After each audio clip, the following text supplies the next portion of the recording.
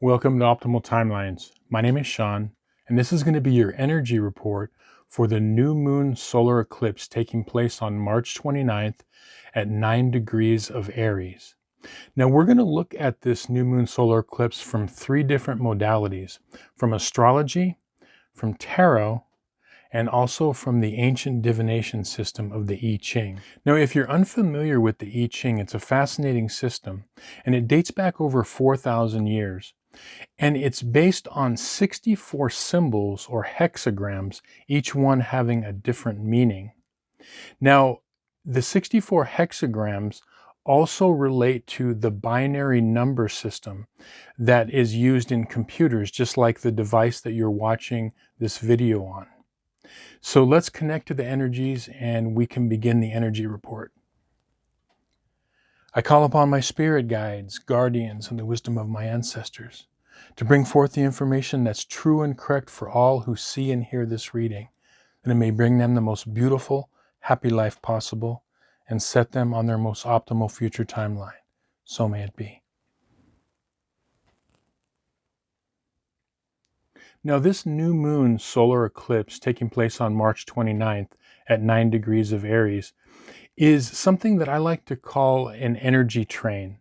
So I like to look at new moons not only as new beginnings, but new ways of thinking, new ways of being. And when we jump on these energy trains, it can take us in new directions and to new opportunities.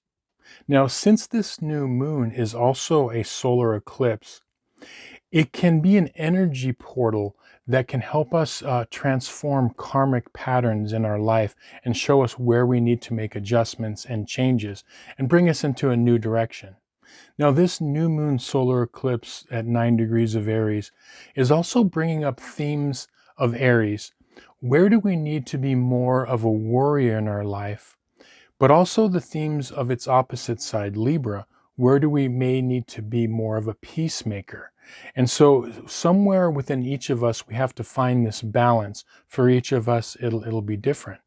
But as we explore these themes and we go through this portal of transformation, ask yourself these questions. Where do I need more Mars Aries energy, or where can I bring in more Libra Venus energy? Now let's pull a tarot card for this new moon solar eclipse at 9 degrees of Aries.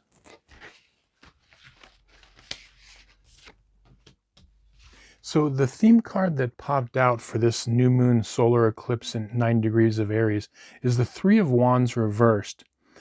And this is bringing up for me themes of, perspective, and also when to plan and when to take action, and why there's an important difference in those two things.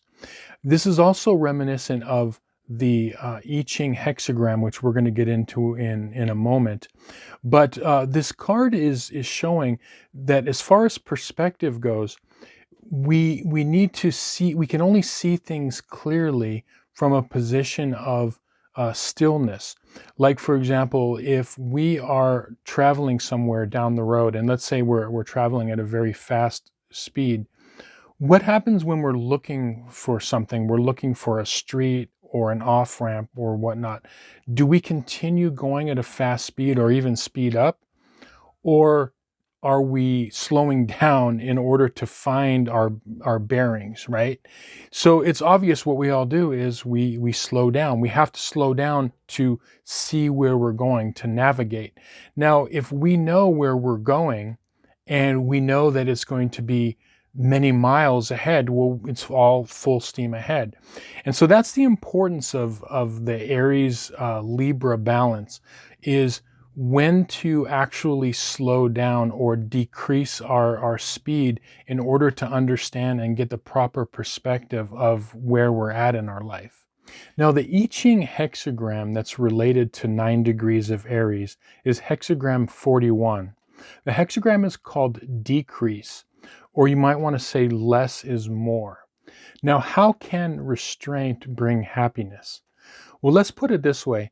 When we put restraint on our actions and our communications, it can bring happiness because we don't jump into things too quickly, or we don't make mistakes with our words and actions.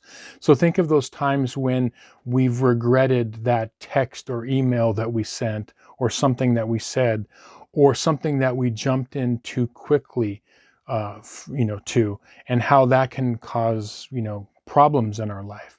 So when we show restraint, which is slowing down, thinking about our actions and our words, that can cause us happiness in the end and bring a lot more, peace to our lives.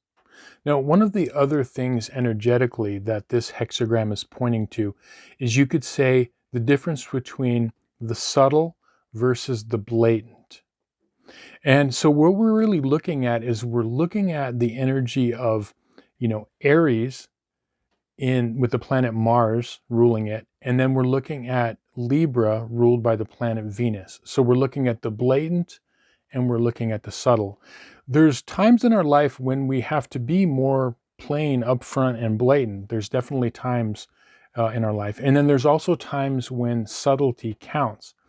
To kind of show this is, let's take it from a standpoint of a romantic situation. So we are at some sort of a social function, and let's say in a romantic setting, someone approaches us or we approach them, and the person that is approaching, you, is being overly blatant, a lot of Mars energy, really forward and direct, and even overly assertive, even aggressive. Okay, now that might work for some, okay, but most people would say, like, whoa, like, cool your jets there, cowboy, you know what I mean? Hold off, because they've lost all sense of subtlety. And so most of the time in a situation like that, a person approaching another person would use more subtle means. Okay, now the same thing can be said, in the opposite direction.